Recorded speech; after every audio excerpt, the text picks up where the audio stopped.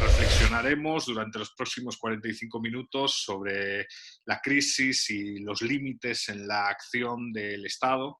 Y la verdad, pues se puede opinar sobre cómo funcionar en estados de incertidumbre, porque honestamente es lo que está caracterizando la situación actual, ¿no? Si vemos, España hay un estado de alarma, en El Salvador se ha declarado un estado de excepción, en Guatemala están pensando declarar un toque de queda permanente para todo el festivo de Semana Santa. O sea, hay una situación importante y como señalaban pues John Philpott Curran y Thomas Jefferson, el precio de la libertad es la eterna vigilancia.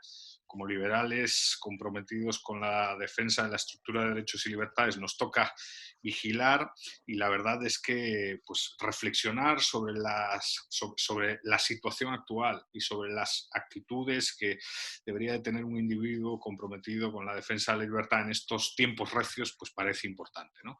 Para este diálogo pues tenemos... Pues, ¿qué decir? Para mí son todos ustedes referentes, ¿no? En primer lugar, Dora Ampuero, que es economista, queridísima economista, discípula del gran James Buchanan, fundadora y presidenta del Instituto Ecuatoriano de Economía Política, uno de los grandes think tanks a nivel regional. Y bueno, todos conocemos el impacto que ha tenido dicho think tank en la cuestión de la dolarización del Ecuador. A María Blanco, que decir, mi estimadísima y querida María Blanco, profesora de Economía, profesora concretamente de Historia del Pensamiento Económico en la Universidad San Pablo CEU de Madrid, articulista y autora prolífica. Destacan sobre todo sus dos trabajos, Las tribus liberales, que es una delicia leerlo, y Afrodita desenmascarada, pues, que como saben toca el tema del feminismo desde una perspectiva liberal. Es un gusto tener a María, que además coopera habitualmente con el Juan de Mariano, últimamente también con Students for Liberty. La última vez que nos vimos fue en la LibertyCon. Alejandro Bongiovanni, director de la Fundación Libertad. Ha sido también director del área de políticas públicas en dicha fundación, pues desarrollando alternativas liberales, y además también es un prolífico y conocido articulista en espacios como el Cato Institute. Álvaro Vargas Llosa, pues qué decir, yo me he leído muchos de sus libros, se desempeña como Senior Fellow of the Center on Global Prosperity, ha recibido el premio Sir Anthony Fisher International Memorial Award por el trabajo Lessons for the Poor, Triumph of the Entrepreneurial Spirit, y bueno, ha publicado libros que yo creo que son de referencia, ¿no? Liberty for Latin America, participado en el Manual del Perfecto Idiota Latinoamericano con otros coautores, y El estallido del populismo, que a día de hoy pues seguro que hoy lo tocamos, ¿no? Y en último lugar, el profesor Enrique Gersi, con el que tuve el placer de aprender y disfrutar mucho en varios coloquios de Liberty Fund, dentro y fuera del coloquio, en cenas y por supuesto en la propia mesa de diálogo. Abogado, político, profesor y ensayista peruano, profesor en la Universidad de Lima, pero también en varias universidades a nivel internacional, por ejemplo en la Universidad Francisco Marroquín o en la Escuela Superior de Economía y Administración de Empresas en Buenos Aires. Fue coautor del famosísimo trabajo El otro sendero y también es académico adjunto del Cato Institute. O sea, una mesa de superlujo, ¿no? Y quizás para empezar, y siguiendo un poco el formato de Liberty Fund, vamos a presentar las reglas. Lo ideal al tener pues una mesa virtual y no una mesa física, pues es controlar los tiempos, y a mí me toca la tarea de ser un dictador benévolo, ¿no? La idea yo creo que es que hablemos durante 3 minutos cada uno. Son 5, pues ya saben, con 2, 3 preguntas cerraremos estos 45 minutos de reflexión, y yo les avisaré para, bueno, si llegamos a los 3 minutos, pues ya ir parando, ¿no? La primera pregunta, que es una pregunta pues introductoria, es una pregunta de carácter general, ¿no? ¿Qué piensan ustedes de la actual crisis y si observan que este tipo de crisis en realidad representan una oportunidad real para fortalecer el Estado y quizás para fortalecer las actitudes autoritarias dentro del Estado? Siguiendo con el orden que habíamos establecido, pues si quiere, Dora podría empezar charlando. Bueno, muchas gracias por esta invitación y un cariño siempre tan especial para mi querida Berta y a todos ustedes que son mis amigos más apreciados del mundo. Bueno, ¿qué te puedo decir? ¿No? La pregunta es, para nosotros los liberales se puede responder fácilmente, ¿no? Estamos muy preocupados por este incremento del Estado y lo peor de todo es que la gente lo pide más y más y más. Entonces la tarea para nosotros después de esto que vamos a salir en algún momento, la historia lo demuestra, que ha habido grandes epidemias, pandemias, de todo, han salido adelante. ¿Cómo vamos a salir? ¿Cuándo vamos a salir? Es la gran incertidumbre que tenemos. Las noticias siempre que tenemos de uno u otro lado nos llevan por distintas, a veces más miedo, más pánico, y las medidas que se toman. Hoy en el periódico, que lo tengo aquí, hay nuevas medidas que las anunció ayer el presidente, entonces ahora nos extiende, debido a que Guayaquil también, donde yo vivo, es donde más patéticamente tenemos casi el 70% de los casos presentados, precisamente porque la primera señora que vino de España, ya contaminada, se fue a un pueblito cercano de una provincia por aquí que es Los Ríos, después se sintió mal, y vino a Guayaquil. Y en primero una clínica del Estado, no la atendieron, se fue a otra hasta que llegó a una clínica privada. En ese paseo, la señora, que parece que era también muy amigable, habló con muchísima gente, parientes y todo, de resulta de los cuales murió ella después, murió una hermana y tiene algunos contagiados en su propia familia, ¿no? Entonces ella con todas sus visitas aumentó la cosa. Y Guayaquil se ha hecho así también por parte como somos nosotros los costeños, pues que queremos salir, brincar, saltar, independientes, salimos a toda carrera sin pensar. Entonces yo sí creo que hay parte de eso en pero ya nos hemos ido poco a poco dando cuenta de la gravedad del tema y estamos allí, ¿no? Estamos suspendidas, podemos salir aquí en Guayaquil hasta ciertos días, dependiendo del número de placa del carro, suspendidas todas las reuniones, suspendidas las clases de los niños, muchos dicen, hay muchas propuestas por allí que ya nos encierren las 24 horas para poder eliminar, la gente empieza a discutir. Apareció un artículo en el New Herald que me pareció un poco fuerte, pero no sabemos la realidad. En realidad, ¿cuántos son? En los anuncios de hoy sale por primera vez en el periódico el presidente, porque él había delegado todo en el vicepresidente, ahora sale diciendo que los casos son más de lo que nosotros conocemos, más de lo que se ha reportado. No sé si es que leyó el artículo del New Herald, pero en ella dice algunas cosas que son muy duras, y especialmente para Guayaquil, que sí nos ha atemorizado, porque uno encerrado no sabe qué creer, ¿no? Y algunos estamos pues mejor que otros, ¿no? Ya sabemos que hay muchos que están muy contaminados. Así que Muy no bien, sé si tengo más ya. muy Eso bien. puedo decir. Muchas gracias, Dora. María, ¿cuál es tu opinión desde la cercanía y desde la distancia? Porque estamos en la misma ciudad, pero muy lejos.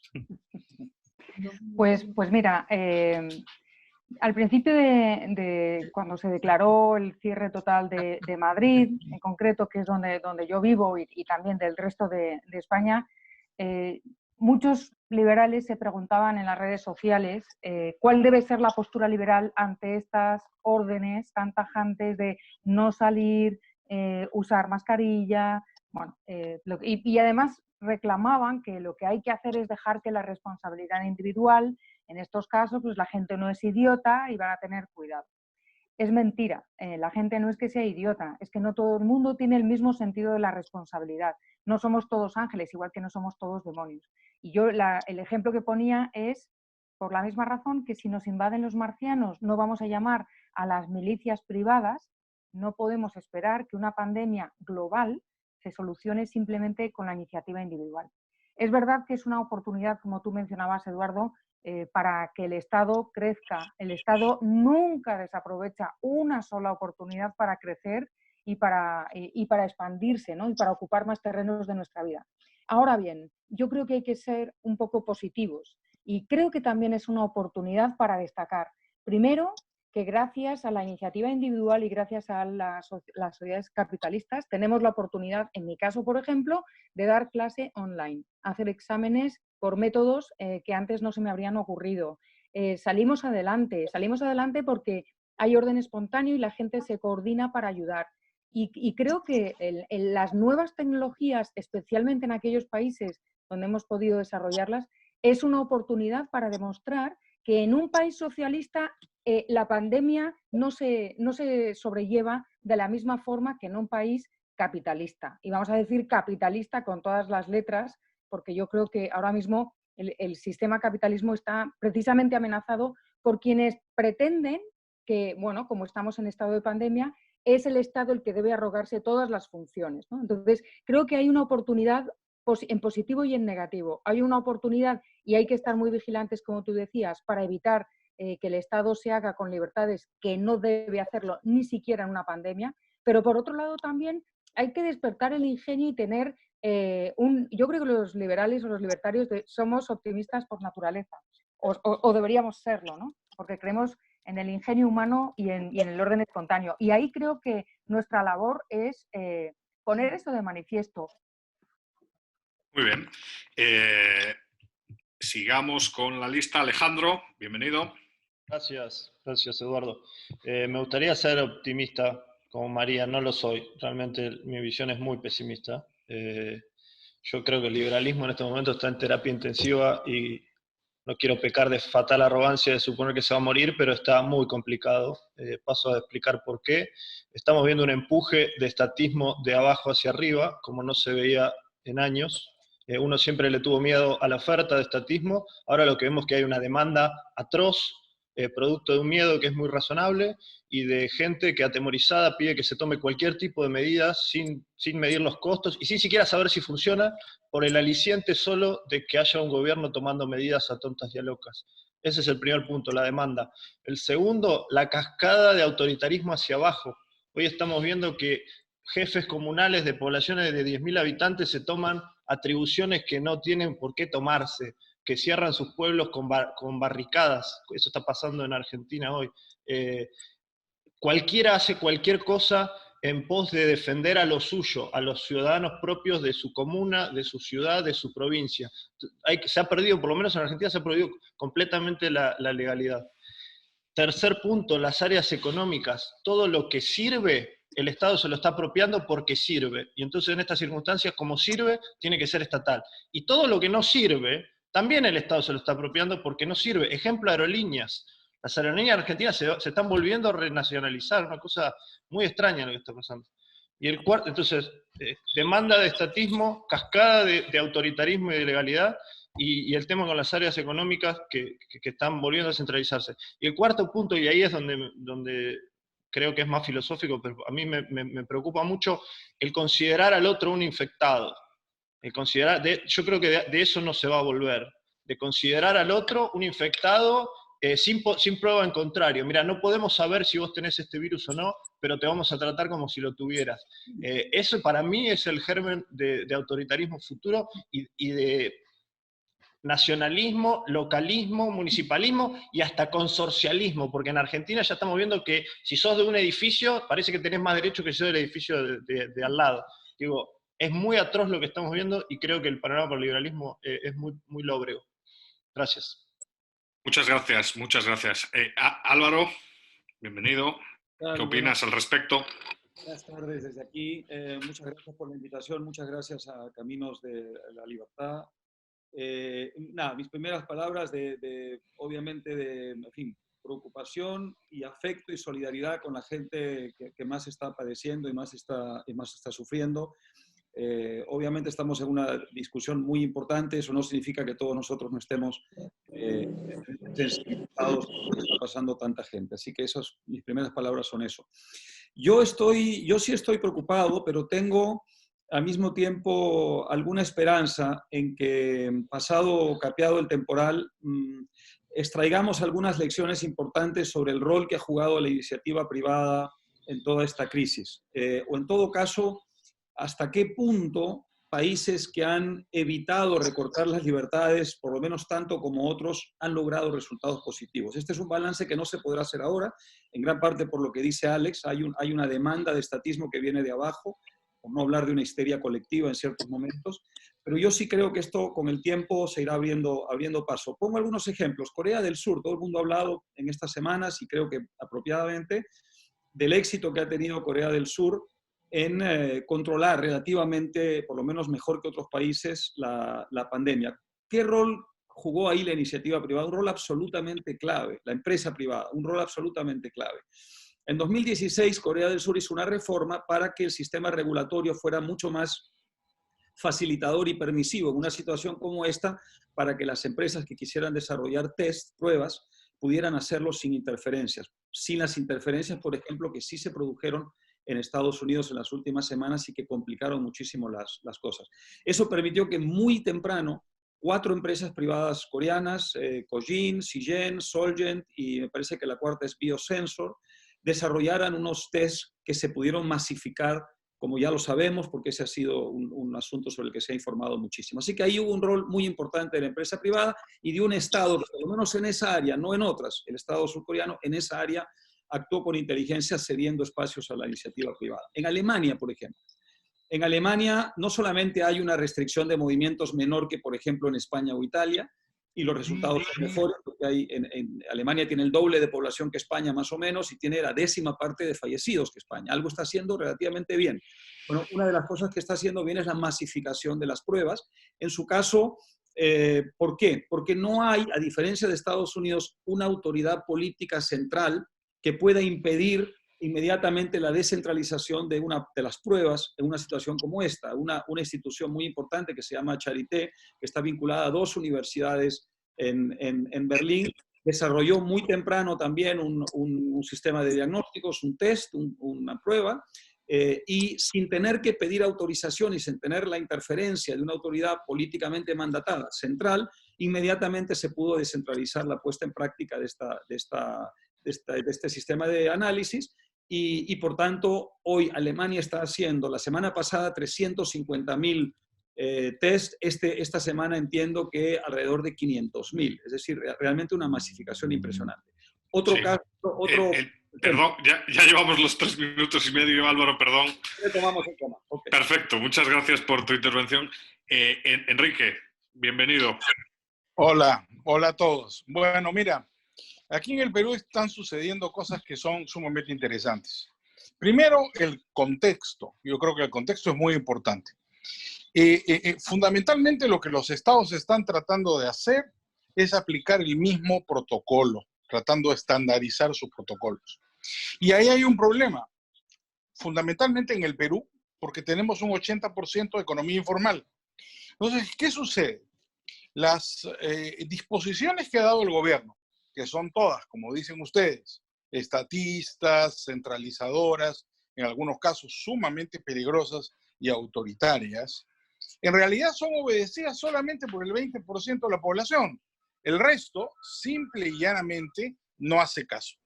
Mientras tenemos una cuarentena, que además, de manera pintoresca, se ha dispuesto el día de ayer, que sea en el Perú por género, creo que somos un país que en eso está innovando. No sé, María nos contará, ¿no? Pero hoy día solo podemos salir los hombres a la calle, de compras a la farmacia y al banco, nada más, y hasta las 6 de la tarde. Mañana salen las mujeres. Esa decisión, como ustedes comprenderán, no es médica, es puramente ideológica. No tiene ningún sentido, habida cuenta además de que los hombres se enferman más, la tasa de contagio de los hombres es mayor y la tasa de mortalidad de las mujeres es mayor. De manera que ahí no han hecho un algoritmo como los israelíes, ni nada por el estilo. Mi impresión es que en el caso peruano, por lo menos, se está tratando de adoptar un protocolo que se basa en el pánico, pero en el pánico del gobierno. ¿Cuál es el pánico? El pánico es que no teniendo las pruebas, porque lamentablemente, como decía Álvaro, acá no han comprado a tiempo las pruebas. Además hemos llegado, o la prensa lo ha dado a conocer, a una situación digna de literatura fantástica. Resulta que había en el Perú un stock de 30 millones de mascarillas y en enero se las vendieron a los chinos. Una cosa de lo más divertida. ¿no es cierto? No queda una sola mascarilla en el Perú, porque el stock de mascarillas que había en el Perú se las vendió el Perú a China, ¿no es cierto? Que los chinos se compraron todas las mascarillas que había en el Perú en el mes de enero. Una cosa sumamente divertida, pero que revela un poco la improvisación con la que se está manejando. Mi miedo es el siguiente: la ideologización de la lucha contra la pandemia. Lo que se nota en el Perú es que los instintos estatales van todos por convertir lo que es luchar contra una enfermedad en una argumentación de tipo ideológico. No solamente se ha centralizado, por ejemplo, las decisiones médicas, como bien señala también Alejandro en el caso argentino, sino estamos en cuarentena, no podemos salir a la calle hoy día por género, tenemos toque de queda a partir de las 6 de la tarde y hay una serie de amenazas que van desde la estatización parcial, por lo menos, de los fondos de pensiones que habían sido privatizados en el Perú en una medida francamente demagógica por parte del Congreso, subsidios directos por el Estado, se anuncia un programa de 20.000 millones de soles, luego de que termine la cuarentena para la reactivación económica del país. Es decir, da la impresión de que afrontamos o vamos a afrontar, además de un virus aún peor, que es el renacimiento del estatismo. Muchas gracias. Bueno, yo creo que hay un montón de temas ya sobre la mesa, ¿eh? Tema 1, cuestiones autoritarias, ¿qué tendencias autoritarias hay?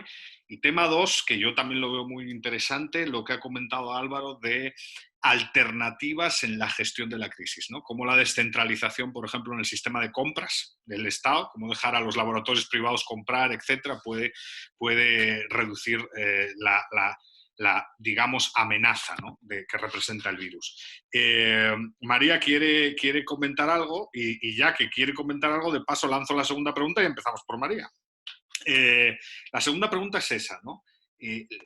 Concretamente, ¿cuál es la mayor amenaza autoritaria? ¿Restricciones a la libertad de prensa, por ejemplo, que en España son obscenas y que María puede profundizar más al respecto? ¿Cuál es la mayor amenaza autoritaria resultado de lo que comentaba Enrique, esa ideologización en la gestión de la crisis? Como María ha levantado la mano y quiere participar, pues venga, ya, directamente. Gracias, 3 minutos. Eduardo. Sí. Aquí tengo yo también mi cronómetro. Gracias, Eduardo. Voy a comprimir el comentario y mi respuesta a tu pregunta, porque además está relacionado.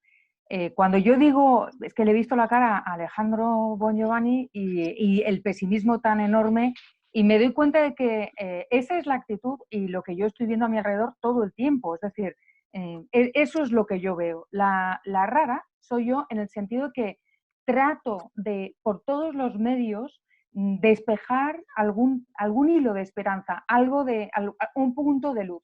Sobre todo porque si no nos comen. Es decir, si nos dejamos comer, nos van a comer con patatas, como decimos por aquí. Porque las amenazas son muchas. Es la geolocalización obligatoria, que el gobierno, o sea, todo lo que hemos criticado de China en los últimos meses, antes de saber todo lo del coronavirus, nos lo están intentando hacer pasar. Aparte de la libertad de prensa, de ignorar a los periodistas, de favorecer unas regiones frente a otras porque tienen pues un gobierno de izquierda en lugar de un gobierno de derecha o de centro, en fin, todas las libertades están ahora mismo amenazadas. Pero yo no creo que es el liberalismo, el pensamiento o las ideas liberales las que están en estado de cuidados intensivos.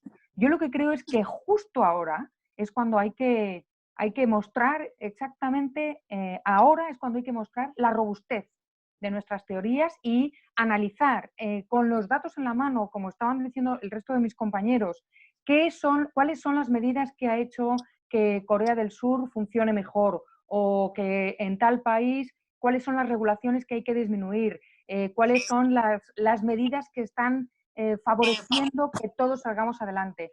En España puedo decir con muchísimo orgullo que mucho antes que el gobierno, que se quedó paralizado y que efectivamente pues la predicción de Enrique, ya en España ya está politizada la pandemia, ya está completamente politizada, pero han sido las empresas, primero los dueños de los hoteles, los que han empezado a ofrecer sus hoteles como hospitales. Inditex ha ofrecido su cadena logística para transportar las mascarillas. Luego el gobierno las compra defectuosas, pero eso es otro tema. Entonces, creo que es necesario ahora mismo agarrarnos a los principios y empezar a denunciar todas las libertades que efectivamente se están intentando arrastrar.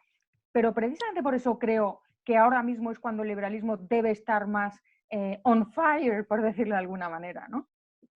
Gracias.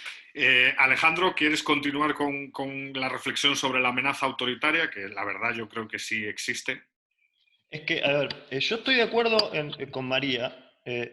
Hay quienes piensan que se haga justicia y que el mundo perezca. No es mi caso, yo me considero más razonable que eso. Tampoco soy anarcocapitalista, creo en el Estado, creo en el poder de la policía. Ahora, bueno, hagamos algún análisis de costo-beneficio. Y no es lo mismo para Corea del Sur, y tampoco es lo mismo para Europa, para España, ni para Italia, que lo que pasa en Argentina. Nosotros con esta cuarentena, que va por la mitad de su duración, nos estamos cargando a la mitad de la población que está en el sector informal, nos la estamos cargando. Entonces, a esa gente, a esa gente le vamos a tener que dar de comer, o le vamos a tener que disparar cuando se quieran acercar a los supermercados. No hay muchas alternativas. Entonces, es muy difícil, si avalamos estas medidas de cuarentena extendida, que además en el caso de Argentina no van a servir para mucho, porque no estamos haciendo testeos, o sea que cuando salgamos de la cuarentena esto se va a multiplicar y va a haber progresión geométrica y demás, es muy difícil adaptar un mensaje liberal a eso. O sea, lo que nosotros estamos tratando de hacer es achicar lo más que se pueda al Leviatán, pero el Leviatán tira con el empuje de la demanda, con nueva demanda y con la demanda que ya existía. Hablaban de centralización en las compras. Acá el gobierno federal, ya no a los laboratorios, no les permite a las provincias comprar sus propios respiradores. El gobierno central compra todos los respiradores y los distribuye con el criterio político que ha distribuido la coparticipación fiscal. Los que somos de provincias estamos aterrados, porque no nos va a tocar nada, porque va a ser todo para el Gran Buenos Aires, que como ustedes saben, es ese cordón que nuclea el 40% del electorado. Entonces digo, el liberal es muy difícil, entiendo lo de María, entiendo Europa, entiendo Corea del Sur, lo entiendo. América Latina es otra cosa, acá la gente no tiene cloacas, acá la gente, hay plomeros que hoy no saben qué van a comer mañana. Un taxista me dijo antes de ayer, me dijo, yo ya no tengo más, no tengo resto. Yo no sé qué hacer. A esa gente ni siquiera se le puede llegar poniéndole plata en el bolsillo como quiere hacer un populista, porque ni siquiera están en el circuito. El gobierno ofreció, y con esto termino, ofreció 10.000 pesos, que son $150 a tipo de cambio oficial, a los que creía que iban a poder necesitar lo que calculaba que iban a ser 3,5 millones de personas. Se anotaron 11,5 millones de personas. No hay dinero, ya se aumentó la base monetaria un 23% en estos días.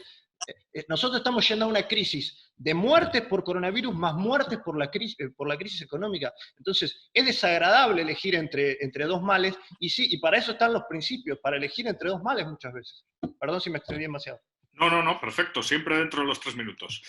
Álvaro, tú comentabas el tema de las soluciones, que es muy interesante. ¿Piensas que hay una regresión autoritaria, una ventana de oportunidad para restringir la prensa, para cuestiones de geolocalización, como decía María, para de verdad pensar en que nuestra estructura de derechos y libertades está muy amenazada? Sí, yo creo que sí, creo que lo está en todas las crisis, ¿no? Hay un libro, bueno, hay muchos libros, pero hay un libro fantástico de Robert Hicks, el economista americano, hablando precisamente del Leviatán y las crisis, de cómo cada crisis es una oportunidad para que el Leviatán crezca y se fortalezca, y luego cómo pasada la crisis nunca vuelves a la situación anterior, ¿no es cierto? Siempre estás avanzando en términos de estatismo. Entonces, evidentemente aquí está pasando eso. Yo lo que veo, por ejemplo, en España, en fin, aquí hay dos personas muy, muy cercanas a lo que está pasando en España, pero yo veo muy de cerca lo que pasa en España y tengo la sensación de que el gobierno, y muy en particular Podemos, evidentemente está buscando y ha encontrado una gran oportunidad para establecer una agenda ideológica en esta situación, de manera que va a ser muy difícil que una vez pasada la crisis volvamos a la situación anterior, ¿no? Y estoy viendo exactamente lo mismo en América Latina. Creo que lo que dice Alex es muy cierto. Claramente lo que está haciendo el peronismo ahí es un agravamiento enorme de la situación por vía de una captura digamos, de atribuciones que no eran suyas, ¿no? De modo que creo que hay este problema. Luego creo que hay también, digamos, un problema que tiene que ver con la fortaleza económica y financiera de los países, y es muy importante recordarlo. Los países que están haciendo las cosas mejor son también países más sólidos económicamente por lo general. Ha habido un gran debate en España sobre por qué Holanda y Alemania se negaban a ayudar a España, que por cierto no es verdad, y a Italia, no es verdad que se estaban negando. Hay otras maneras de, por ejemplo, a través del Banco Central Europeo, es una ayuda descomunal la que están dando. Pero independientemente de eso, yo revisaba las cifras de hace una década para ver cómo estaban en términos financieros. La deuda española en 2007, antes de la crisis financiera, era más o menos equivalía al 37% del Producto Interno Bruto de España. Hoy es el 100%. Si España no hizo sus deberes en esta década, Alemania y Holanda los hicieron. Tienen hoy una deuda que pesa muchísimo menos, una solidez financiera mucho mayor. De manera que esto también es importante tenerlo. Y un último punto. Esto nos sirve también para recordar cómo viven quienes viven bajo regímenes totalitarios. Muchas de las libertades que nos han recortado son el pan de cada día de personas que viven bajo regímenes totalitarios o dictaduras populistas, no de crisis, digamos, universal y de pandemias mundiales, sino porque esa es su vida diaria. De manera que quizá en esto también hay que tener una lectura positiva. Vamos a, los que tenemos la suerte de vivir en democracias liberales, recordarnos a nosotros mismos lo preciosas que son esas libertades y lo terriblemente mal que viven quienes viven con ausencia de esas libertades. Muchas gracias, Álvaro. Dora, ¿algo que añadir sobre esta cuestión, esta reflexión sobre el autoritarismo y bueno, y concretamente lo que está pasando en el Ecuador a día de hoy? Sí, sí, no, yo creo que yo seguía un poco la idea de María, ¿no? Que es una gran oportunidad realmente para nosotros. Y en lo que a mí respecta, yo pienso que es la oportunidad que tenemos, en primer lugar, de demostrar las falencias del Estado.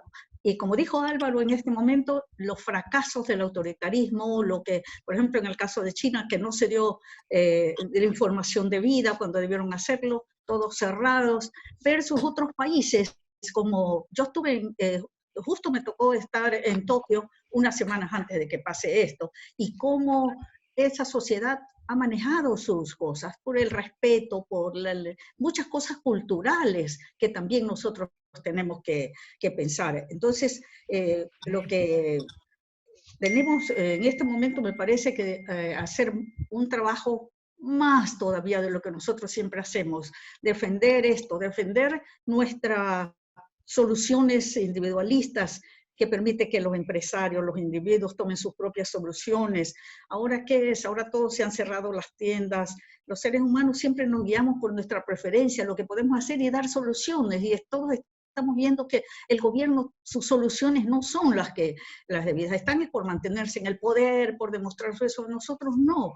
Entonces eso creo que tenemos que hacerlo más, llegar más en nuestro trabajo todavía en ese sentido es mayor. Tenemos que señalar que somos los individuos los dueños de nuestro destino y que podemos dar soluciones mejores, como lo estamos demostrando.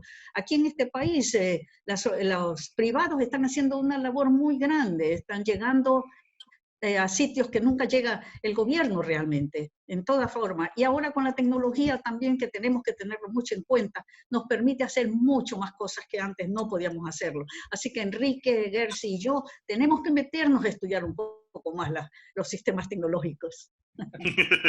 Vamos a darle la palabra precisamente a Enrique sobre este tema. ¿Ve, profesor, que la ideologización de la crisis conduzca a una regresión autoritaria en el Perú o por ahora no? ¿Y en América Latina en general o por ahora no? Yo me temo que está ocurriendo todos los días, lentamente y progresivamente y en algunos temas. Veamos algunas cifras de carácter general. En el Perú hay a la fecha, ¿no es cierto?, 14.000 positivos, es decir, hay 14.000 personas infectadas. Hay ya más de 50 fallecidas. Pero hay 33 millones de peruanos secuestrados en sus casas y 25.000 peruanos presos por incumplir el toque de queda. Es decir, hay más gente presa en las cárceles que enfermos de coronavirus. Eso, desde el punto de vista de la política pública, es un delirio, porque las cárceles peruanas, como tú comprenderás, ya estaban hacinadas y no se caracterizan tampoco por ser prisiones que tengan las condiciones mínimas para estos casos. Entonces tenemos 25.000 personas detenidas. Obviamente eso es una política de intimidación que además es perfectamente inútil, porque si tú sales a las calles de Lima y los noticieros de la televisión y de la radio permanentemente lo informan, en los mercados de los conos, en la zona de los asentamientos humanos, al norte y al sur de Lima, donde vive la mayor parte de la población, esta es una ciudad de 10 millones de personas, se hacina la gente en la calle, es decir, la gente simplemente no está obedeciendo el toque de queda ni la cuarentena. ¿Qué está ganando el gobierno con medidas tan extremas y tan drásticas como las que da? Bueno, pretende ganar tiempo, pero en mi concepto, yo creo que lo único que está sucediendo es que debe haber una gran cantidad de contagios desconocidos, porque no se están haciendo las pruebas. No tenemos estadística fiable. Entonces, en realidad, no sabemos cuánta gente está enferma en el Perú. ¿No es cierto? Pueden ser los 1.400 que dice el gobierno, o puede ser 10 veces más o 100 veces más. Sencillamente lo desconocemos.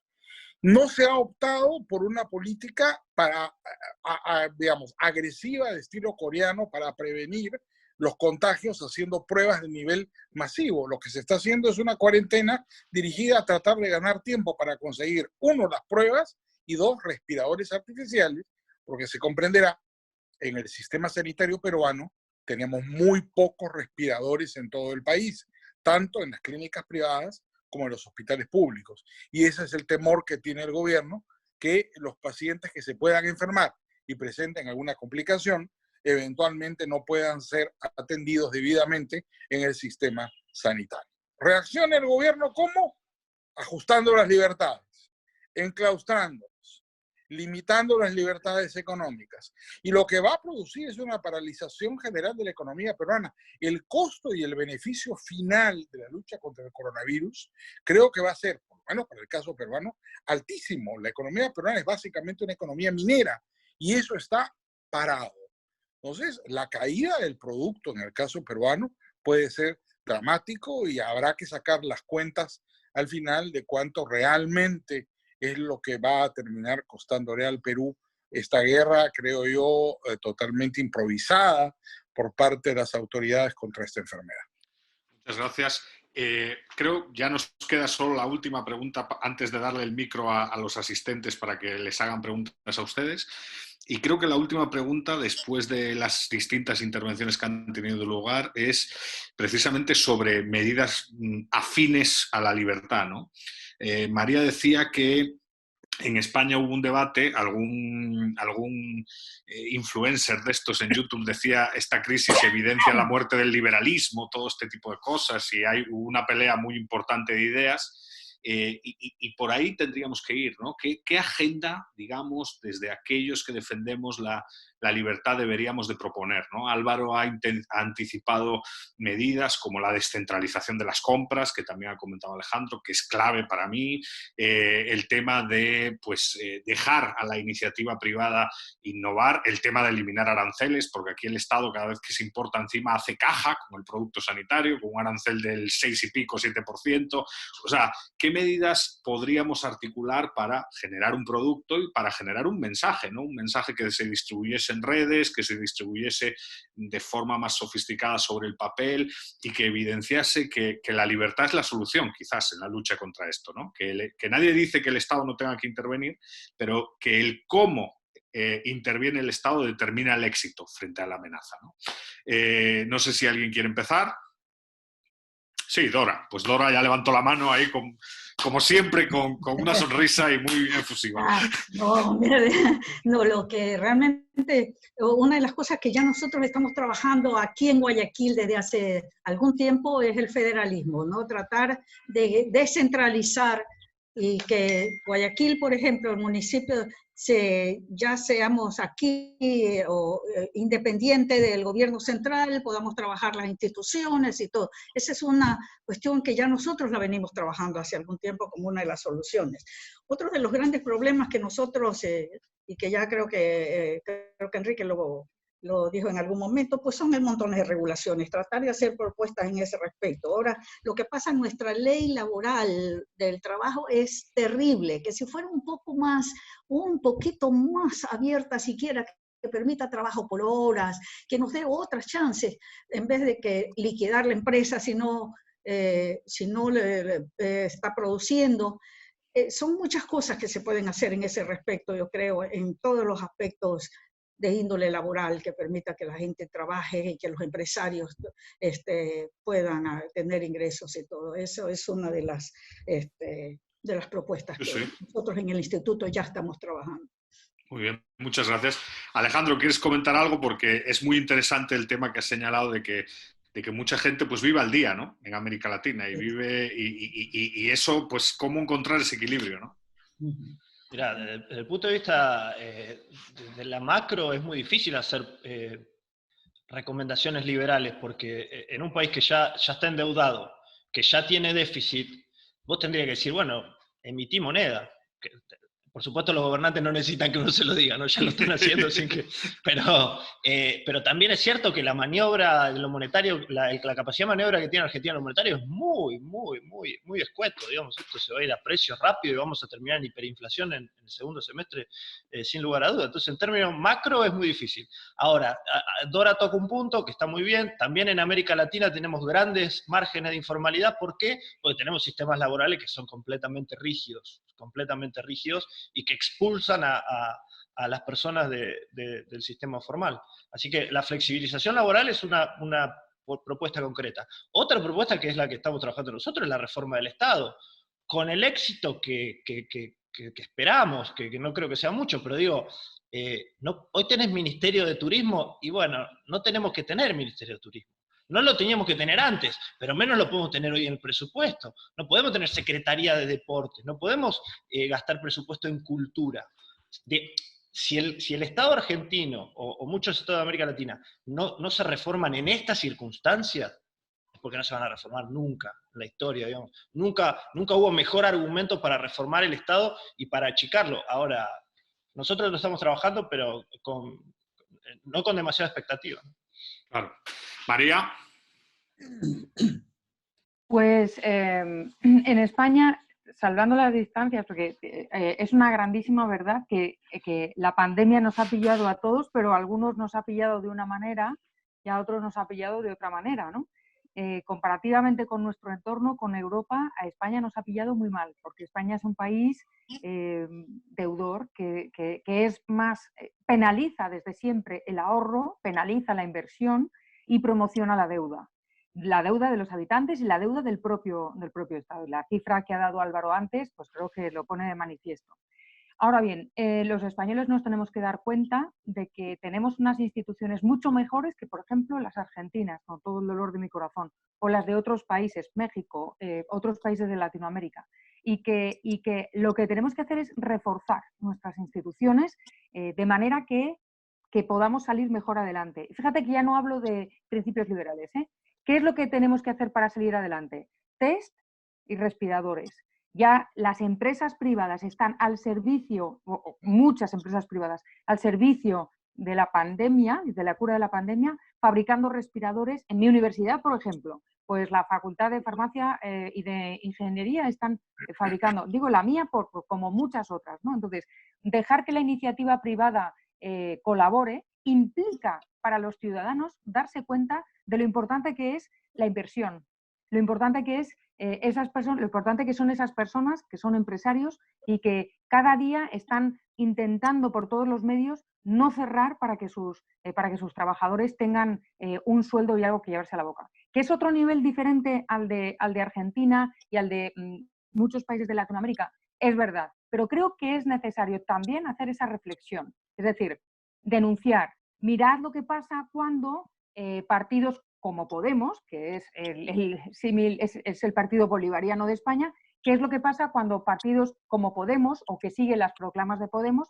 gobiernan? Pues que erosionan el tejido productivo, etcétera, y cuando viene una mala, como una pandemia o una crisis o cualquier otra cosa, entonces quienes pagan con su piel son los ciudadanos de a pie y sobre todo los ciudadanos menos favorecidos, ¿no?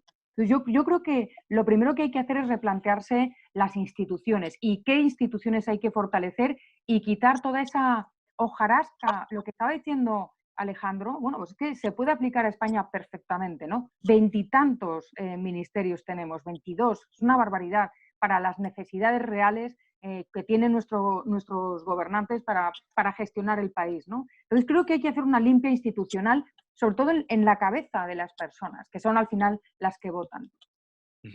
Álvaro, tú comentabas el tema de Corea del Sur, el tema de Alemania, que es muy interesante. Precisamente yo también me fijé más en lo de Alemania por la cercanía, descentralización de compras, que es clave, test masivo, pero dejar que los laboratorios privados hagan los test, todo este tipo de cosas. ¿Crees que ese tipo de medidas conformaría una especie de agenda compatible con el respeto a la estructura de derechos y libertades de los individuos? Sin ninguna duda. Creo que lo que hay que hacer no tiene nada de abstracto. Hay que fijarse durante esta crisis qué funcionó y qué no funcionó, quiénes funcionaron y quiénes no funcionaron. Y hay que hacerlo en general en todas las crisis y hay que rescatar eso porque casi siempre lo que funcionó va a tener mucho que ver con nuestras ideas. Lo que acabas de mencionar, digamos, la reforma que hace Corea en el 2016 para aligerar el fardo regulatorio permite la masificación de test inmediatamente. Ahí hay una idea absolutamente liberal. La descentralización en la toma de decisiones y en la capacidad de tomar iniciativas, que en Alemania fue absolutamente clave. Otro tema fundamental, hablábamos de las reformas laborales y de la inflexibilidad laboral en algunos países. Yo leo todos los días en la prensa, en Estados Unidos, 10 millones, 20 millones, 30 millones de nuevos parados. Ya verán ustedes con la rapidez y facilidad con que Estados Unidos recuperará todos esos puestos de trabajo. Y en cambio, dentro de 4, 5, 6 años, seguiremos hablando de la dificultad que tiene España para recuperar los puestos de trabajo que se han perdido ahora, a pesar de que el gobierno haya prohibido despedir a las empresas de manera permanente. Estados Unidos tenía hace pocas semanas 3% de desempleo y todavía arrastra mucha de la secuela de la crisis financiera porque tiene un sistema laboral extraordinariamente flexible.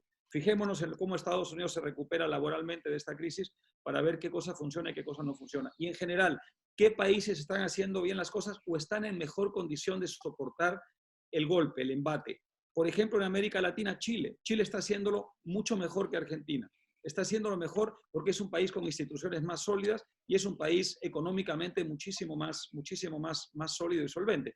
Hasta hace pocas semanas se hablaba de Chile como un modelo fracasado y estaba de moda en el mundo entero por parte de una cierta izquierda populista cuestionar el modelo chileno. Ya se está viendo en esta crisis hasta qué punto el modelo chileno era un modelo, a pesar de todo, era un modelo infinitamente más sólido que el de otros países latinoamericanos. De modo que, repito, lo único que hay que hacer es observar en esta crisis qué cosa está funcionando, quiénes están haciendo las cosas mejor o menos mal, y luego aplicar esas ideas. Y una última idea muy breve, que yo no tengo todavía suficientes elementos de juicio para juzgar lo que está pasando en países que han optado por un modelo totalmente distinto para hacer frente a esta crisis, por ejemplo, Suecia o lo que estaba haciendo Inglaterra o el Reino Unido hasta hace poco tiempo, que es la idea de evitar todo tipo de restricción significativa, por lo menos, y dejar que la pandemia, digamos, siga su curso a través de la idea de la inmunidad colectiva. Es decir, que si se contagia mucha gente que está en condiciones físicas de resistir, se puede uno concentrar solamente en aquellos casos que son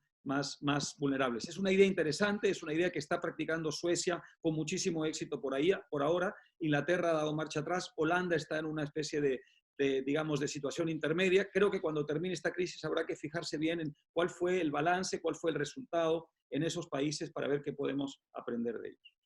Muchas gracias Álvaro. Enrique, ¿alguna opinión al respecto sobre soluciones a corto plazo para resolver ese dilema que hay en el Perú entre, digamos, problema de suministro y al mismo tiempo la gente en la calle? Sí, mira, Thomas Szasz, que fue un gran médico libertario, sostenía la tesis del estado terapéutico, ¿no? Yo quisiera traer al recuerdo sus tesis porque me parecen sumamente oportunas. Creo que el principal problema, por lo menos en el caso peruano y sospecho en el manejo de la pandemia, es precisamente lo que Sass llamaba el Estado terapéutico. Confiarle al Estado no solo el diagnóstico, sino el tratamiento centralizado de la enfermedad es un error. Lo que está pasando en nuestro país es precisamente eso. La ley de salud le permite a la autoridad sanitaria nacional, no somos un país federal lamentablemente, centralizar todo, inclusive intervenir las clínicas privadas. No lo han hecho todavía, pero tienen esa posibilidad al alcance de su mano. La centralización del manejo de la crisis, habida cuenta además de que no tenemos información certera, porque no se están haciendo las pruebas y no hay estadísticas válidas, lleva a muchas personas a pensar que el tamaño de una magnitud, especialmente en un país en el cual nadie obedece la ley, porque tenemos un sector informal muy grande y la gente sigue trabajando en la calle como si no pasara nada. De manera que lo que probablemente va a ocurrir en el caso peruano va a ser una inmunización colectiva. Eso se le escapó al nuevo ministro de Salud, el doctor Zamora, que es un personaje de las redes sociales que ha terminado como ministro de Salud hace muy pocos días. El doctor Zamora había dicho en las redes sociales que el culpable del coronavirus era el neoliberalismo. Y este señor es el nuevo ministro de Salud. Es una cosa bastante entretenida, porque cuando ha llegado como ministro de Salud, lo primero que dijo, después lo han callado, pero lo primero que dijo este hombre fue que tarde o temprano todos vamos a terminar contagiados. Entonces, esta confesión de absoluta sinceridad me llevó a mí a la convicción de que lamentablemente lo que está haciendo el Estado peruano, al mantenernos a todos en una cuarentena cada vez más dura, ya los domingos no vamos a circular nadie, y circulamos intercaladamente un día hombres, un día mujeres, en una cuarentena bastante particular. Es una fórmula simplemente para ganar tiempo. Yo creo que hay que voltear los ojos a políticas públicas mucho más inteligentes.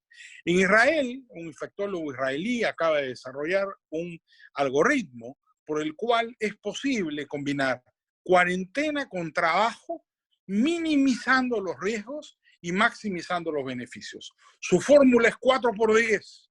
La fórmula israelí es trabajar 4 días a la semana libremente, tratando de mantener a las personas mayores y a las personas que se encuentran en una vulnerabilidad mayor en casa, por 10 de cuarentena.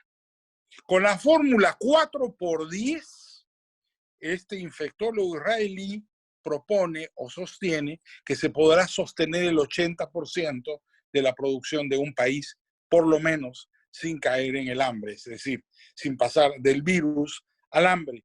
Al final, cuando le pones a escoger a cualquier persona entre morir de virus o morir de hambre, se corre riesgo y prefiere, ¿no es cierto?, morir de virus a morir de hambre, sobre todo si tiene familia.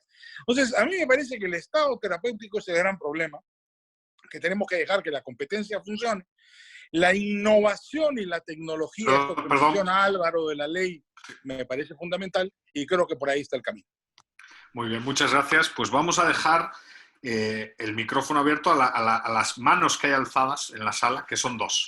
Una del gran Fernando Cota, que hacía tiempo que no lo veía y que anda por ahí. Entonces, si quieren, les dejamos para que comenten y pregunten y podemos juntar las 2 preguntas y hacemos la última ronda y finalizamos, si todos estamos de acuerdo.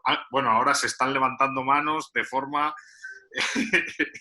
Bueno, vamos a entonces hacer las tres preguntas. Fernando, si quieres, empiezas tú, luego otro gran amigo, Torra y Ángel Rodríguez.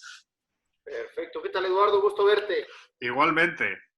A mí me interesa mucho que nos comentéis, pues, tú y María, del caso español. Yo también lo sigo muy de cerca, sin estar ahí.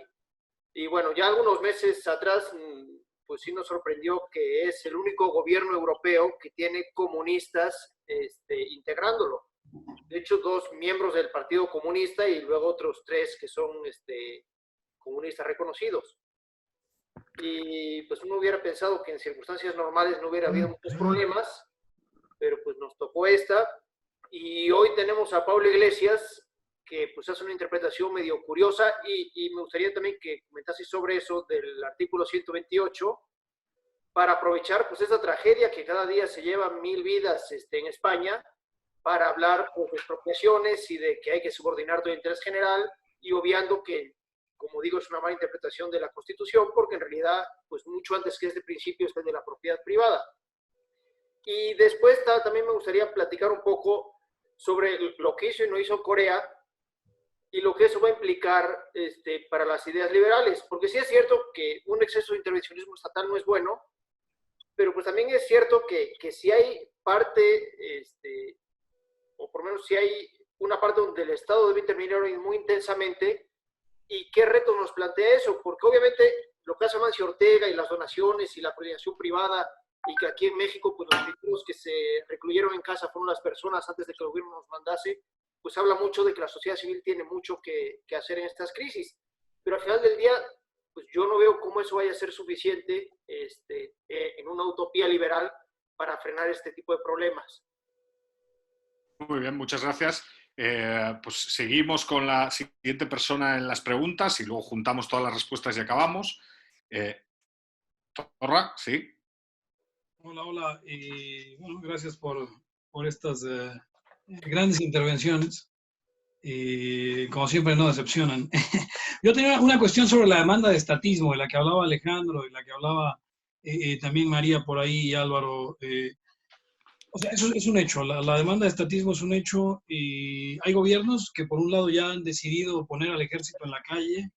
Y ayer oíamos que en Filipinas estaban hablando de ejecutar en caliente a quien encontraran en la calle violando la cuarentena, ¿no? En el caso de México, el gobierno está del lado totalmente opuesto de ese espectro, ¿no? Pero aquí es la gente la que está obviamente exigiendo que el gobierno tome todo el poder. Principalmente, y es algo que me sorprende, es la gente que se dice parte de la oposición o opositores, ¿no? Yo pensaría que es algo normal que la gente se conduzca así por el miedo, pero mi preocupación, y no sé si esté sucediendo igual en sus países, es que veo a gran parte de los liberales ser quienes son los primeros en exigir esta cuestión de que el gobierno nos encierre, de que el gobierno nos rescate, de que el gobierno nos subsidie, de que controle los precios, de que se bajen las tasas de interés para rescatar la economía, etcétera, etcétera. ¿Qué hacer ahí con el poder del Estado cuando quienes se supone que sean los oponentes de la expansión estatal son quienes están exigiendo poderes de emergencia que sabemos, por lo que llaman aquí el torniquete de Higgs, que no van a, muchas veces no van a regresarlos cuando pase la emergencia. Está también Ángel Rodríguez. Gracias, muy buenos días o tardes o noches a todos. Yo quisiera, me parece muy interesante lo que comentaban sobre Perú.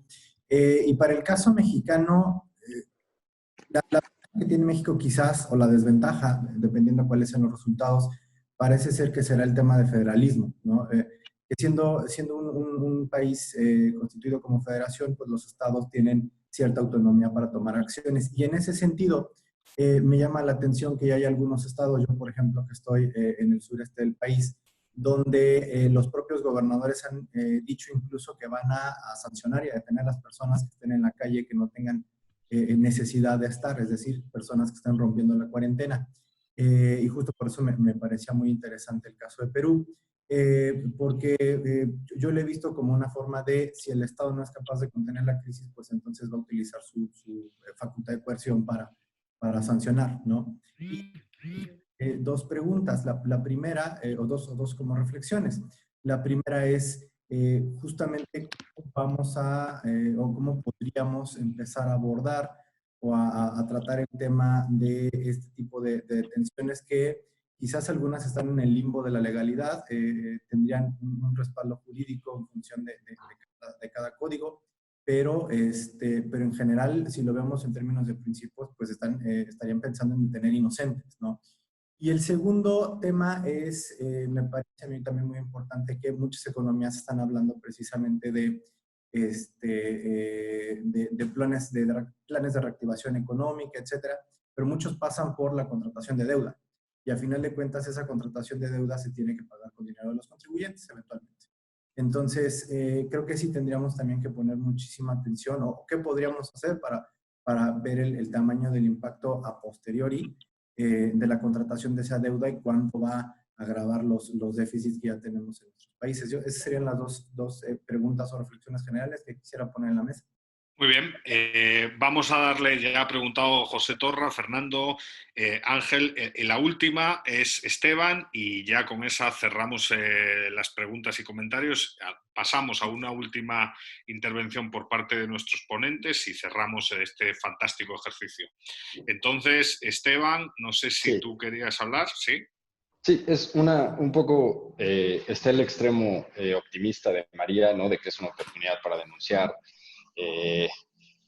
atropellos del Estado. Yo creo que quizás es más bien una oportunidad para denunciar o más bien para tener la bandera de las cosas que la iniciativa privada y la libertad está logrando, ¿no? Porque la gente, si le dices los atropellos, dice, no me importa, dame soluciones, ¿no? Entonces, pero creo que es positivo para el liberalismo, para nuestra marco social, es una buena oportunidad. También entiendo lo de Alejandro y este peligro y esta demanda de estatismo, pero mi pregunta es un poco, independientemente de estas dos fuerzas, ¿qué puede haber de positivo en el mediano o en el largo plazo? Y por esto me refiero a que haya quizá todos defendemos el capitalismo o el libre mercado, tal como lo conocemos, pero hay muchas cosas que no nos gustan. En lo particular, por ejemplo, el énfasis en el consumo y el desdén por el ahorro. Quizá esta es una situación social que vaya a cambiar esa perspectiva, ¿no?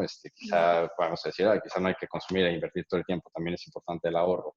O cuestiones de ciertas instituciones como la educación, ¿no? María dice, bueno, yo estoy dando clases.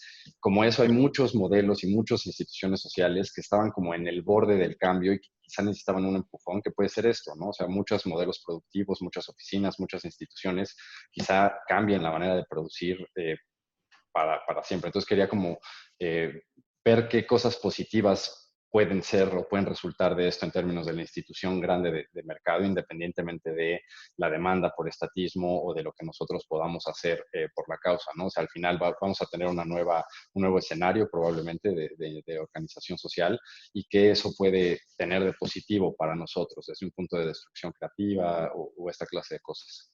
Muy bien. Y la última, que se me había pasado por el chat porque no levantó la mano, pero he visto el chat.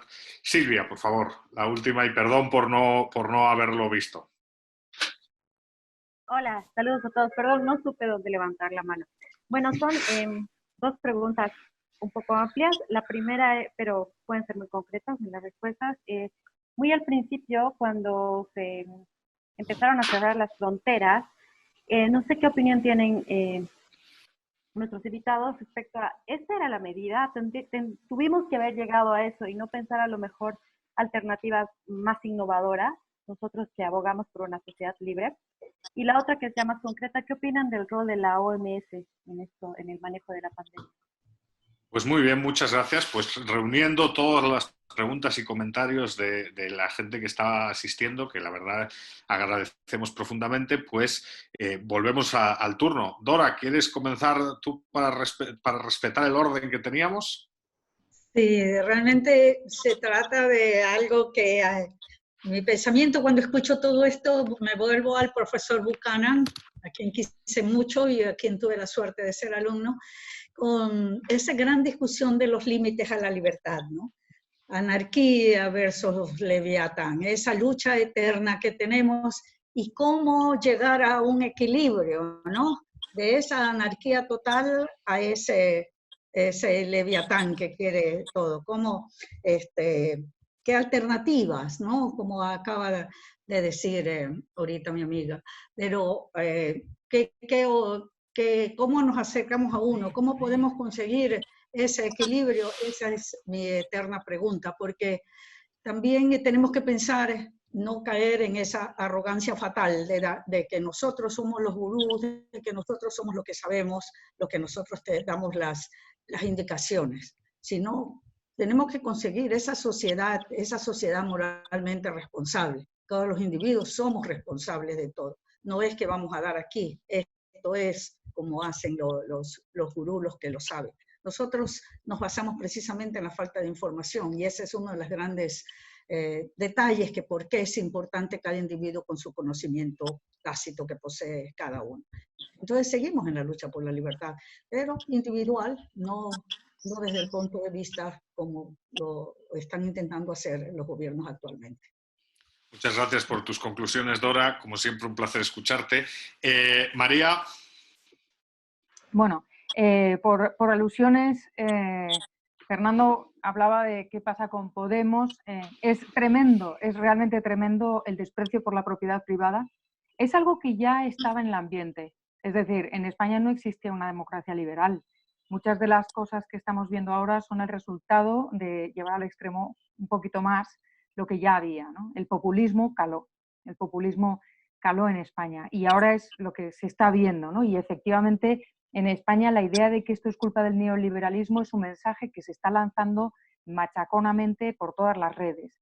¿Qué es lo que sucede? Pues que están haciéndolo muy mal. O sea, la comunicación, y espero que siga así mucho tiempo, pero la comunicación está siendo regular. O sea, de repente Pablo Iglesias tiene a su mujer enferma y se salta la cuarentena y acude y no toma medidas, vive en un chalet, tiene medidas especiales, igual que el presidente. Entonces, la gente de la calle que lo está padeciendo de verdad y que están pasando momentos muy duros, se están almacenando féretros en el Palacio de Hielo, se está viviendo una situación realmente muy dramática para muchas personas y el sufrimiento lo estamos viviendo mucho todos los que estamos aquí, no solamente por el encierro, que es lo de menos, ¿no? Sino por el sufrimiento real de la gente que tiene personas en los hospitales y que están falleciendo o que se están quedando tocados por una neumonía muy fuerte.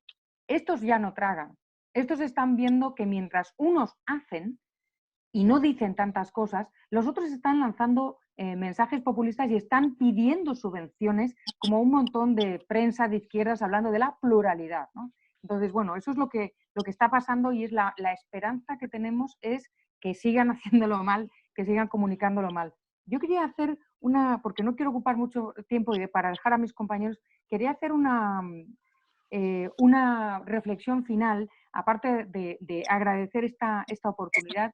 Esta pandemia nos está afectando desde el punto de vista de los principios, está afectando desde el punto de vista de las políticas públicas, está afectando desde el punto de vista de la economía. Todas las economías se van a ver empobrecidas. Lo que decía Álvaro es muy importante. Vamos a ver el mercado de trabajo en Estados Unidos y el mercado de trabajo en España. Y precisamente cuando baje la marea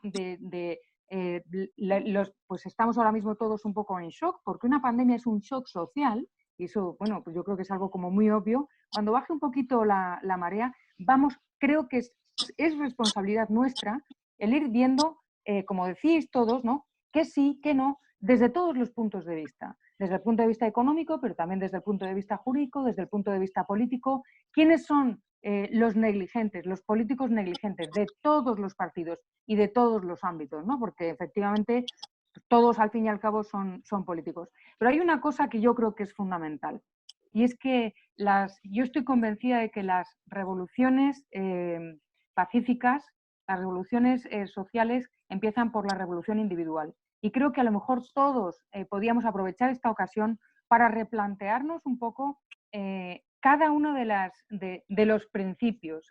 Lo que es que me ha dejado muy tocada la primera intervención de Alejandro Bongiovanni, porque efectivamente es un golpetazo de realidad, ¿no? De la realidad de un país como Argentina, que con lo que fue y con lo que está, pues la pandemia es realmente un destrozo social, ¿no?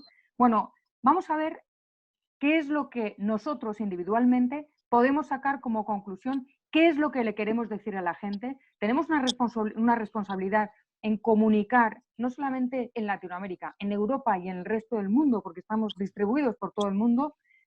Tenemos la responsabilidad de comunicar todas estas conclusiones desde todos los puntos de vista. Los principios, Dora mencionaba a Buchanan, Enrique mencionaba las políticas públicas, etcétera. Entonces yo creo que a lo mejor habría que empezar de dentro hacia afuera y de abajo hacia arriba.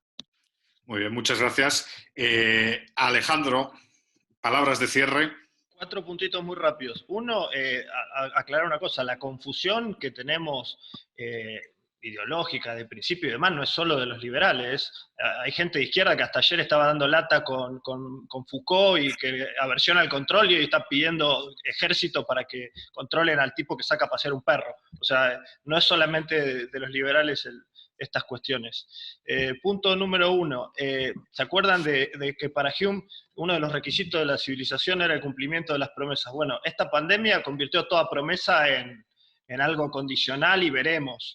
Y eso es, los contratos se pueden o no cumplir, y entre otras cosas la promesa base de la ciudadanía, que es la Constitución Nacional, también pasó a ser un veremos. Digo, Alberto Fernández en Argentina no está gobernando con la Constitución, está gobernando por decreto y con Laudato Si del Papa Bergoglio. Así que me preocupa muchísimo lo que puede pasar. Punto 3. ¿Acaso, un poco contestando un poco lo que decía José Torra, acaso no hayamos abrazado al Leviatán de Hobbes? Pero me preocupa mucho que hayamos tirado tan lejos a Hayek. Este es, nos guste o no, el experimento de ingeniería social más colosal de la historia contemporánea. No sé lo que va a pasar. Tampoco me gustan mucho las profecías de las empresas van a ser así, la educación va a ser así, las relaciones humanas tienen que... No sé si van a cambiar las relaciones humanas, porque acá hay una falacia de composición. Va a haber abuelos que van a querer darle un beso al nieto, van a tomar ese riesgo. Va a haber gente que va a querer jugar al fútbol, van a tomar ese riesgo. O sea, ojo con empezar a hacer profecía de cómo debería ser la sociedad en el futuro. No tenemos idea y yo no quiero tener idea tampoco, y no quiero tener injerencia en eso. Y cuarto punto, muy sencillo. Alguien preguntó por la OMS. La OMS apestaba antes, apesta ahora. Si existe la OMS para decir, si la solución ante una pandemia de la Organización Mundial de la Salud es guardarte en tu casa, bueno, eso lo dice mi tía Betty. O sea, no necesito a la Organización Mundial de la Salud para eso. Ni siquiera me pueden decir si los barbijos sirven o no. O sea, es ridículo. La OMS está haciendo un papel lamentable como hizo siempre. Álvaro, palabras de cierre. Sí, cómo no. A ver, antes que nada, un poquito de perspectiva. El siglo XX vio una gran depresión, 2 guerras mundiales, el comunismo, el sistema de opresión más organizado y más, por lo menos, cuasi perfecto, si no perfecto, de la historia de la humanidad. Y todo eso, al final, fue superado por la causa de la libertad. El siglo XX terminó con un extraordinario éxito de la causa de la libertad, no solamente en términos políticos, sino también económicos, la reducción de la pobreza, una reducción de la pobreza sin precedentes en la historia de la humanidad. De manera que saldremos de esto, no solo saldremos de esto, sino que la causa de la libertad también saldrá de esto a mediano plazo victoriosa. No ocurrirá, desde luego, por, digamos, designio divino, ocurrirá porque entre todos los liberales la sacaremos adelante y la haremos, digamos, en fin, haremos que tenga vigencia en las circunstancias que toque enfrentar. De manera que es un mensaje básicamente optimista en medio de todo. En segundo lugar, quiero tocar muy rápidamente uno de los que nos preguntaron, no recuerdo si era José, no recuerdo exactamente, le pido disculpas, mencionó un tema muy importante, es el tema de la deuda. Este es un tema que ya era muy grave y va a ser infinitamente más grave, ¿no? Yo hablé hace un momento de la flexibilidad del sistema laboral de Estados Unidos, que yo creo que es una bendición que tiene Estados Unidos y ya lo veremos en los próximos meses y años, pero también hay un lado oscuro en Estados Unidos, que es, por ejemplo, el tema de la deuda, y desde luego hay muchos otros países también, pero para hablar del caso de Estados Unidos, que es el país donde vivo y que es un tema que conozco bastante bien, Estados Unidos, si no contamos a la banca, porque si la contamos es infinitamente peor, si no contamos a la banca y contamos solamente al gobierno, a las empresas y a los hogares, ya tiene una deuda acumulada que es una deuda que duplica todo lo que produce, todo el tamaño de la economía de Estados Unidos en un año. De manera que imaginen ustedes lo que va a significar esa deuda, sobre todo ahora que se han anunciado 2 billones, trillones en inglés, de dólares de asistencia, que estoy seguro que en la práctica serán muchísimos más. Para no hablar de la emisión monetaria descomunal que viven las democracias liberales y que ahora se va a multiplicar de manera exponencial. De manera que creo que a mediano plazo tenemos un problema muy serio, un tema de tipo financiero con el que vamos a tener que lidiar y cuyas consecuencias, desde luego, digamos, afectarán muchísimo la vida económica y la vida social. Pero dicho esto también, yo creo que la lección que han dado muchísimas personas, ciudadanos, hogares en el mundo después de la crisis financiera, la volveremos a ver, la volveremos a atestiguar en los próximos años. Los gobiernos que intentaron en la última década que la gente se endeudara más, los gobiernos que intentaban que la gente consumiera más en un momento en que la gente lo que quería era ahorrar, uno de los que preguntó mencionó precisamente este tema, y la gente se resistía a hacer lo que los gobiernos intentaban obligarla a hacer. La gente lo que hacía era actuar con responsabilidad, actuar con un sentido de cómo aquellos excesos que llevaron a la crisis financiera no deben volver a repetirse. Bueno, yo creo que saldremos de esto también con un sentido de responsabilidad individual bastante significativo y horizontal a lo largo, digamos, de toda la sociedad y muchos de los países donde vivimos o de donde provenimos, y que esto seguramente será una manera de amortiguar la enorme irresponsabilidad de que hacen y seguirán haciendo gala muchos de nuestros gobiernos y nuestros estados. De manera que, en líneas generales, mi mensaje, a pesar de la catástrofe que estamos viviendo, no es un mensaje enteramente pesimista. Muchas gracias, Álvaro, por tus conclusiones. Enrique, las palabras de cierre. Siempre la última foto es la más importante. Evaluar una crisis a la mitad en la que se está desarrollando es muy complicado. Vamos a ver cómo termina y según cómo termine en los próximos meses, si aparece una vacuna, si aparece un tratamiento que sea universal, de repente tenemos una evaluación diferente de los hechos. Tal como los estamos viendo hasta ahora, las consecuencias económicas del coronavirus van a ser dramáticas. En algunos casos, una gran depresión, evidentemente procesos inflacionarios por todas partes del mundo. Regresaremos probablemente a un estado empresarial, a un estado entrometido en la actividad económica de una forma importante. Creo que la innovación y la tecnología van a significar, sí, cambios muy importantes. Pues ahora mismo tenemos esta conferencia por Zoom que probablemente no lo hubiéramos tenido en otro contexto. Técnicas educativas nuevas, las universidades están dando clases, va a haber probablemente una serie de desarrollos, no solamente en la industria farmacéutica, sino en la industria de las comunicaciones y en algunas más que van a ser muy notables. Pero cambios en las personas, como Alejandro, creo que se van a producir muy pocos. La gente actúa por preferencias y va a seguir actuando igual. Y quería contarles, para terminar, una anécdota. Mi padre era médico y siempre repetía la siguiente historia. Mi madre era la menor de 8 hermanos. Todos se contagiaron de fiebre española, incluida mi madre, pero ella murió joven, a los 88 años, de otra cosa. Todos sus demás hermanos sobrevivieron la gripe española y murieron, quedan vivos 2, casi a los 100 años. Los que sobreviven una pandemia quedan con un sistema inmunológico tan fuerte, decía mi papá casi en broma, que nadie los mata, refiriéndose a sus cuñados. Decía, estos han llegado todos a los 100 años. Eso es médicamente imposible. La única explicación es que sobrevivieron a la fiebre española. Y no eran diferentes a como somos nosotros, eran exactamente iguales y actuaban exactamente igual, con las mismas pasiones, las mismas preferencias, los mismos errores y los mismos aciertos. No creo que esta pandemia cambie al ser humano, no creo que lo haga peor ni mejor. Seguiremos actuando por preferencias. Lo que sí creo es que las amenazas a la libertad, como se decía desde el principio, nos obligan a estar vigilantes y a no permitir que se tome la lucha contra una enfermedad como un pretexto ideológico para regresar a políticas que sabemos son todas ellas fracasadas. Pues muchas gracias por todas las reflexiones. Por mi parte, agradecer pues esta tertulia que ha sido fantástica. Un aplauso para toda la mesa, aunque sea un aplauso virtual para toda la mesa por mi parte. Y gracias a los organizadores, por supuesto a Berta y todo su equipo, que también lo han dado todo. Hemos empezado bien y creo que ha sido un ejercicio fantástico, ¿no? Cuídense, porque me ha dado mucho gusto verles a todos y ojalá nos encontremos en la próxima físicamente, podamos abrazarnos y podamos comer y beber como mandan los cánones. Hablando de libertad siempre. Hasta la próxima y un fuerte abrazo para todos, ¿eh? Un fuerte abrazo para todos.